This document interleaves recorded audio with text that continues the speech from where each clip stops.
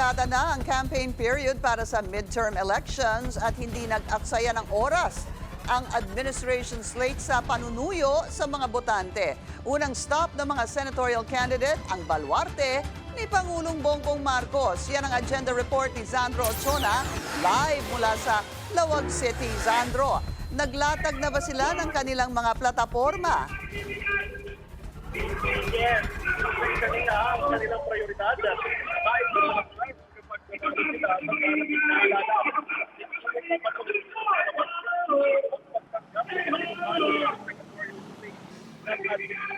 pero bago naman sila tumano ang buwado sa labing dalawang pambato ng administrasyon sa isang press conference.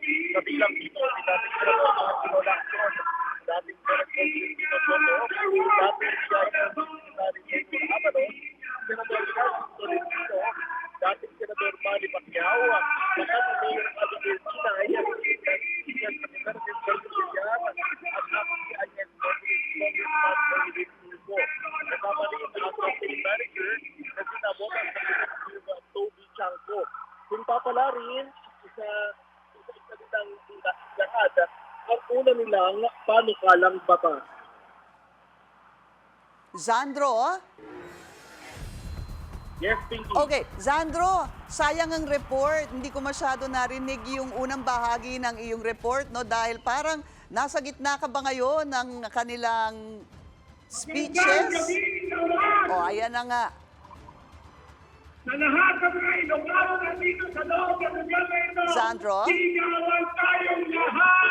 Alam mo kanina nga inilakad nila isa yung kanilang mga uunang isang kabataan kung papalarin nga na maging senador.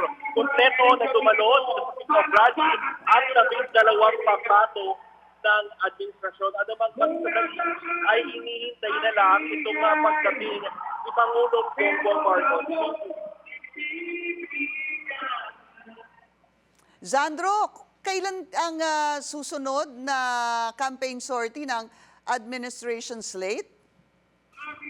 Oo, matapos ang 2 araw ay magpapatuloy itong kanilang sortie sa Visayas. So ngayon, ang kick-off campaign ay dito sa Luzon. Ang susunod nilang sortie ay sa Visayas naman, Pinky. Pinky, sa pagdating ni Pangulong Bongbong Marcos dito sa kung saan sinasagawa nga yung kick-off campaign rally ng Administration Senate Slate. Binigyang diin ni BBM na pinagmamalaki niya itong kanilang mga kandidato na minsan na rin nagsilbi bilang mga senador, mga kongresista sa local government at ang iba pa nga sa kanila ay nagsilbi sa gabinete. Binigyang diin din niya na wala din isa sa kanila ang may bahid tokhang, may bahid ng kung ano pa na tila parinig doon sa nakaraang administrasyon. Tanong din niya kanina kung nanaisin ba ng ating mga kababayan na ang liderato ay pinagpipilitang maging probinsya ng China o kaya sugalan ng mga banyaga.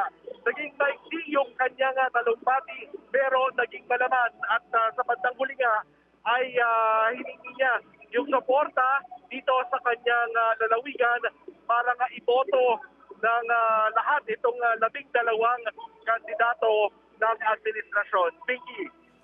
Maraming salamat, Zandro Ochona, live mula po dyan sa Lawag City, Ilocos Norte.